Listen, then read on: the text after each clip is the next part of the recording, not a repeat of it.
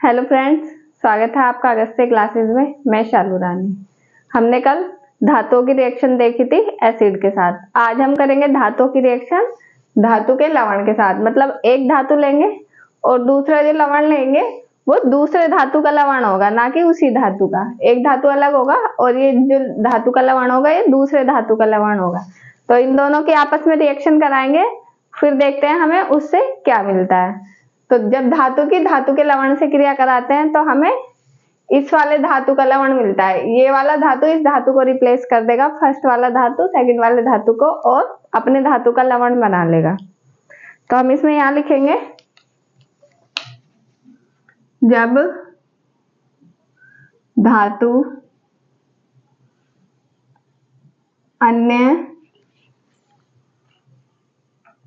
धातु के लवण से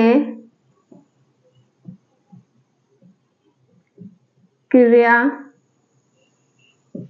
करता है तो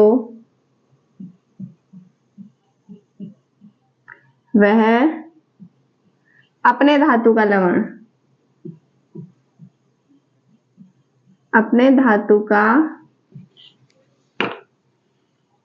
लवण बना लेता है। अब जैसे कि हमने कोई धातु लिया एक्स धातु लिया और हमने Y धातु का लवण लिया, Y धातु का लवण।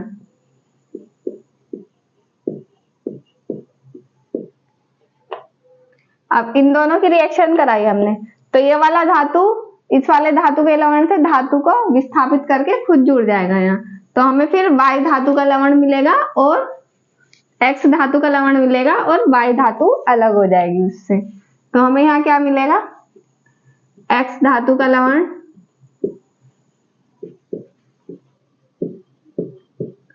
प्लस Y धातु। तो हमें यहाँ पे ये मिलेगा, ये वाला पहला वाला धातु दूसरे वाला धातु के लवण से धातु को विस्थापित करके खुद यहाँ पे जुड़ जाएगा। अब ये X धातु है और इधर Y धातु, हमारे पास यहाँ पे दो धातु है। तो कई बार ऐसा होता है कि अगर ये अधिक क्रियाशील धातु है तो ये इसको विस्थापित कर देगा, अगर ये कम क्रियाशील धातु होगा तो ये इसको विस्थापित नहीं करेगा और रिएक्शन भी नहीं होगी। तो ये वाली जो रिएक्शन है पूर्ण तरह से इस धातु पे डिपेंड करती है कि ये धातु अधिक क्रियाशील है या कम क्रियाशील है। अधिक क्रियाशील है तो रिएक्शन होगी और कम क्रियाशील है तो ये रिएक्शन नहीं होगी। तो हम इसको यहां लिख सकते हैं, यह अभिक्रिया पूर्णतः X धातु पर निर्भर करती है। यदि X धातु Y धातु से अधिक क्रियाशील है तो अभिक्रिया होगी, और यदि X धातु Y धातु से कम क्रियाशील है और यदि X धातु Y धातु से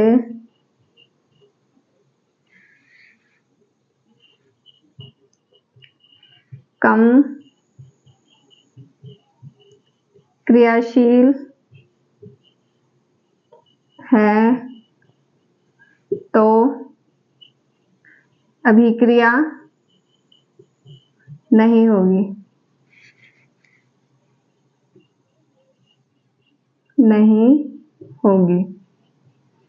तो इसमें यही है अगर X धातु अधिक क्रियाशील है तो ये इसको Y धातु को यहाँ से विस्थापित करके खुद जुड़ जाएगा और हमें X धातु का लवण मिल जाएगा। और अगर यदि X धातु Y धातु से कम क्रियाशील है तो वो उसको विस्थापित ही नहीं कर पाएगा, विस्थापित नहीं करेगा तो अभिक्रिया ही नहीं होगी, अभिक्रिया नहीं होगी तो हमें नया लवण भी नहीं मिलेगा। तो इसका अधिक पावरफुल होना जरूरी है, इससे पावरफुल होना जरूरी है। ये जो धातु का लवण है इसमें जो धातु है उससे पावरफुल होना चाहिए ये X वाला धातु। तो ये हो गया। अब इसके आगे करेंगे हम एक प्रैक्टिकल लेंगे, उससे समझेंगे कि ये कैसे होती है अभिक्रिया। एक प्रैक्टिकल है, बुक में दिया हुआ है वो प्रैक्टिकल, उसमें दे रखा है कि इस तरह से होना है, पर उसमें हो क्या रहा है वो हमें खुद से ज्ञात करना है कि क्या हो रहा है। जैसे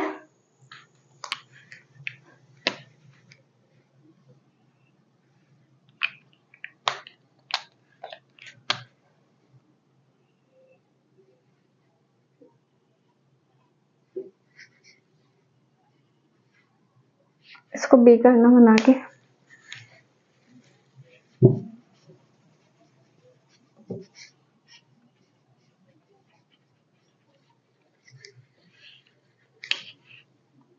हम यहाँ 2 टेस्ट ट्यूब ले लेते हैं।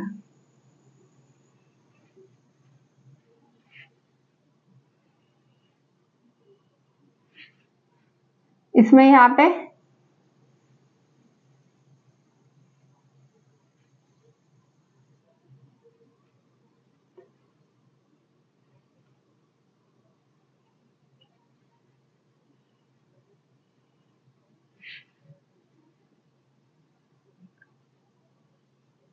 इसको यहाँ पे बंद कर दिया और इधर भी इसको बंद कर देंगे, कॉर्क लगा के यहाँ बंद कर देंगे। हमने 2 टेस्ट ट्यूब ली, इसमें एक ये आयरन की छड़ है और एक कॉपर की छड़ है। इधर इनके नाम लिख लेंगे। यहाँ कील ले सकते हैं, आयरन में कील होती है आयरन की Fe,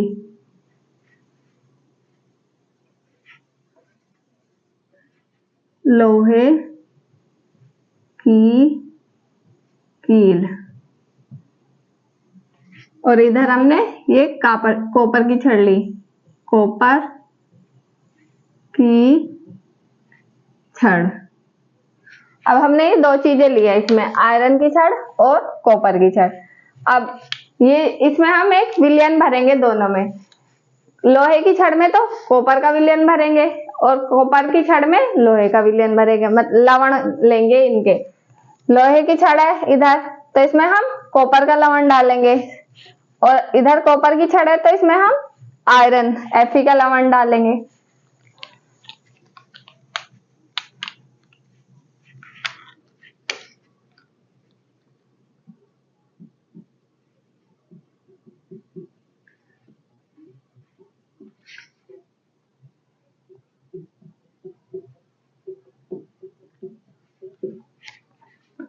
ये लोहे की छड़ है तो हमने इसमें CuSO4 कॉपर का लवण लिया, CuSO4।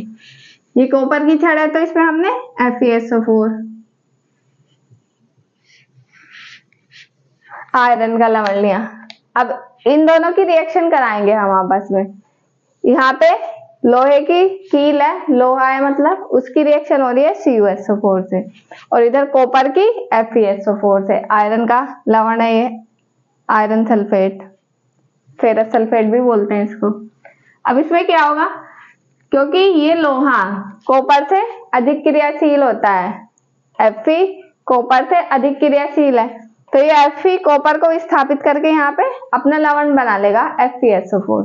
लेकिन यहाँ पे क्या होगा, ये जो कॉपर है, कॉपर Fe से कम क्रियाशील है तो ये इसको विस्थापित नहीं कर पाएगा और यहाँ पे कॉपर का लवण नहीं बनेगा, क्योंकि इसका अधिक पावरफुल होना जरूरी है। जो सिंगल धातु है हमारे पास अलग से, ये भी लोहा अलग सिंगल धातु है और कॉपर भी। यहाँ पे ये लवण नहीं है, लवण ये है, लवण से विस्थापित करना है इनको, तो इनका पावरफुल होना जरूरी है तभी ये इनको विस्थापित कर पाएंगे। यहाँ पे लोहा कॉपर से अधिक क्रियाशील है तो ये इसको एक धक्का मारेगा और इसको हटा के खुद यहाँ पे आके बैठ जाएगा, लेकिन यहाँ कॉपर इससे कमजोर है तो ये इसको हटा नहीं पाएगा। तो यहाँ पे क्या रिएक्शन होगी,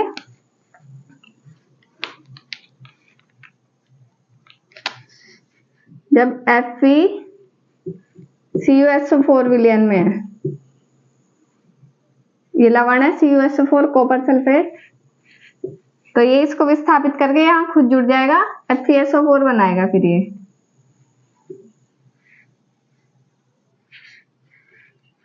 FeSO4 प्लस Cu अलग हो जाएगा इससे। और ये वाली जो रिएक्शन है कॉपर प्लस FeSO4, इस रिएक्शन में क्या होगा, ये कम क्रियाशील है तो ये इसको विस्थापित नहीं कर पाएगा, तो ये रिएक्शन होगी ही नहीं। जो कम क्रियाशील है तो रिएक्शन नहीं होगी यहाँ पे। यही हमने यहाँ लिखा था। यह अभिक्रिया पूर्णतः X धातु पर निर्भर करती है। यदि X धातु Y धातु से अधिक क्रियाशील है, X धातु मतलब ये जो सिंगल धातु हम ले रहे हैं, ये इनसे अधिक क्रियाशील होने चाहिए तो अभिक्रिया होगी, और यदि X धातु Y धातु से कम क्रियाशील है तो अभिक्रिया नहीं होगी। तो ये लिख लेना आप, ये एक्सपेरिमेंट है, इसको भी देख लेना पिक्चर बना के इसकी अच्छी से।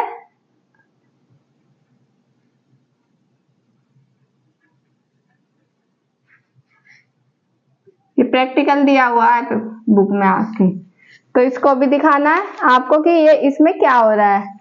अगर FeCuSO4 के लवण में है तो उसमें क्या हो रहा है, और अगर कॉपर FeSO4 के विलयन में लवण में है तो उसमें क्या हो रहा है। इसका स्क्रीनशॉट ले लो और इसको नोट कर लेना, फिर हम आगे करते हैं।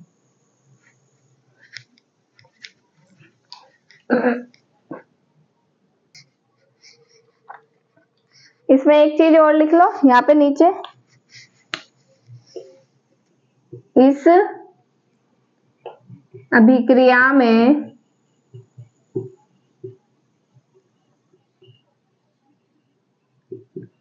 अधिक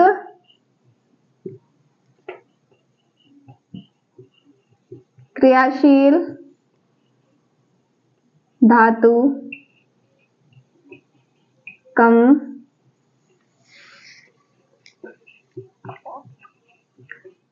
क्रियाशील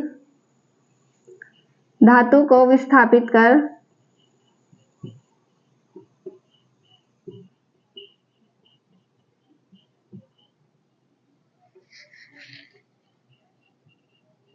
अपने धातु का लवण बनाता है।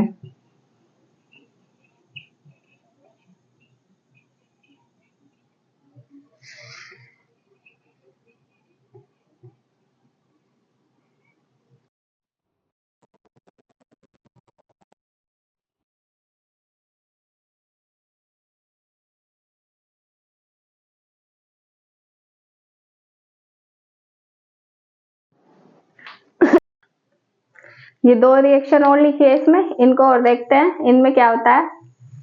जैसे ये जिंक लिया हमने, जिंक की उसके लवण के साथ, दूसरा कॉपर का लवण लिया, जिंक की कॉपर के लवण के साथ रिएक्शन कराएंगे तो इसमें क्या होगा, जिंक अधिक क्रियाशील है और कॉपर कम क्रियाशील है, तो ये इसको यहाँ से विस्थापित कर देगा, एक लात मारेगा इसको, उड़ा देगा यहाँ से, और ये इसके साथ चिपक जाएगा SO4 के, ZnSO4 बनेगा। ये ZnSO4 बन गया और ये कॉपर अलग हो गया, यहाँ पे ये कॉपर बना। फिर हमने इसकी ये अपोजिट रिएक्शन लिखी, इसको मतलब कॉपर लिया और ZnSO4 को का लवण लिया, इसके साथ रिएक्शन कराई। यहाँ हमने CuSO4 का लिया था लवण, यहाँ पे ZnSO4 का लिया, इसकी रिएक्शन कराएंगे। फिर क्या होगा, ये कॉपर इस Zn से कम क्रियाशील है तो ये कॉपर Zn को यहाँ से विस्थापित नहीं कर पाएगा और रिएक्शन नहीं होगी, यहाँ पे ये रिएक्शन नहीं हो रही। ये जिंक सल्फेट है, जिंक सल्फेट ही रहेगा, कॉपर सल्फेट नहीं बनेगा यहाँ पे। ये सेकंड रिएक्शन है, यहाँ पे हमने कॉपर लिया और सिल्वर का लवण लिया, AgNO3, सिल्वर का लवण होता है ये। अब यहाँ पे कॉपर और Ag, सिल्वर में कौन अधिक क्रियाशील है, यहाँ पे भी कॉपर अधिक क्रियाशील है, तो ये कॉपर इस Ag को यहाँ से हटा के खुद जुड़ जाएगा यहाँ पे, फिर अपना लवण बना लेगा कॉपर का लवण। तो यहाँ पे कॉपर का लवण बना CuNO3 का होल ट्वाइस प्लस Ag अलग हो गया, यहाँ से Ag निकला तो वो अलग हो गया प्लस Ag। अब हमने इसकी भी अपोजिट रिएक्शन करा के देखी, पहले हमने सिल्वर का लवण लिया था, अब हम कॉपर का लवण लेंगे। ये कॉपर का लवण लिया हमने, Ag प्लस CuNO3 का होल ट्वाइस। इसकी रिएक्शन कराइए आगे। अब ये Ag क्योंकि कॉपर से कम क्रियाशील है तो ये अभिक्रिया नहीं करेगा, ये इसको विस्थापित नहीं कर पाएगा, इसलिए ये अभिक्रिया भी नहीं होगी आगे। तो Ag Cu को यहाँ से विस्थापित नहीं कर पा रहा, इसलिए ये अभिक्रिया भी नहीं हो रही यहाँ पे। मैंने इसमें नीचे एक क्रियाशीलता का घटता क्रम लिखा है, इसको भी नोट कर लेना। ये 2-3 बार पहले भी लिखवा दिया, लेकिन इसमें 1-2 और बढ़ जाते हैं तो इसलिए दोबारा लिखवा देती हूँ, जिससे आपको ये याद भी होते रहेंगे धीरे धीरे। 1-2 बढ़ते रहेंगे तो वो आराम से याद होते हैं, और एक साथ पूरा याद करते हैं तो उसको याद करने में टाइम लगता है, फिर वो याद भी नहीं होता जल्दी से।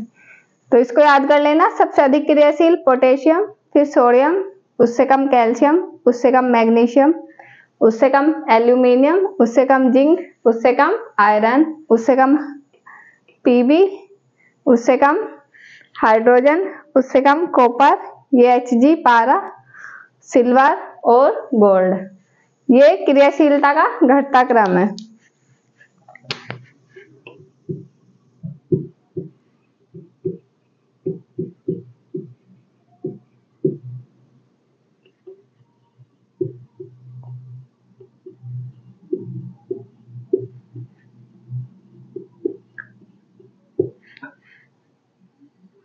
तो इसको भी आप लर्न कर लेना। अगर ये आपको लर्न होगा तो ये रिएक्शन आप आराम से कर पाओगे कि कौन सा धातु किस धातु को विस्थापित कर सकता है।